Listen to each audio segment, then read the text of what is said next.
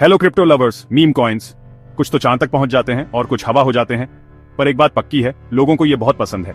याद है dot coin मजाक में शुरू हुआ और अब अरबों का हो गया। फिर आया शिबा इनू और हम सब ने देखा क्या हुआ। पर असली सवाल ये है, क्या पेपेटो अगला बड़ा मीम कॉइन है या फिर बस एक और पंप एंड डंप स्कैम?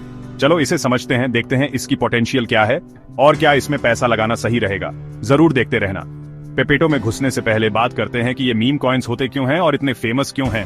सब डॉज कॉइन से शुरू हुआ, एक मजेदार क्रिप्टो करेंसी जो दुनिया की सबसे बड़ी डिजिटल एसेट्स में से एक बन गई। कैसे? कम्युनिटी और हाइप। फिर आया Shiba Inu, dog coin killer कह के इसकी कीमत आसमान छू गई और ये बाइनेंस और कॉइनबेस जैसे बड़े एक्सचेंजेस पर भी लिस्ट हो गया। तो कौन सी बात एक मीम कॉइन को कामयाब बनाती है? स्ट्रॉन्ग कम्युनिटी, सोशल मीडिया पर जोरदार प्रेजेंस, सेलिब्रिटी या इन्फ्लुएंसर का सपोर्ट, हाइप और FOMO, fear of missing out. अगर नहीं लिया तो छूट जाएगा वाला डर। अब क्या पेपेटो इन सब पर खरा उतरता है? पेपेटो ट्विटर, रेडिट और टेलीग्राम पर धूम मचा रहा है, पर क्या ये बस थोड़े दिन की बात है या इसमें दम है? तीन चीजें देखते हैं। एक, कम्युनिटी कितनी स्ट्रांग है। क्रिप्टो लोगों की ताकत पर चलता है।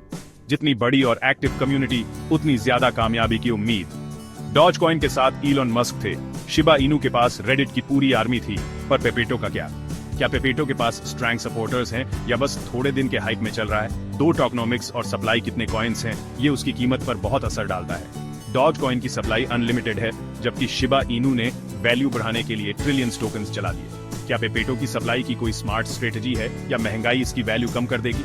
तीन, असली फायदा। हाइप के अलावा बहुत से मीम कॉइन्स इसलिए फेल हो जाते हैं क्योंकि वो बस मजाक होते हैं, कोई असली इस्तेमाल नहीं होता। पेपेटो को कुछ अलग करना होगा। क्या इसमें स्टेकिंग है, एनएफटी इंटीग्रेशन, दुनिया में कोई असली इस्तेमाल?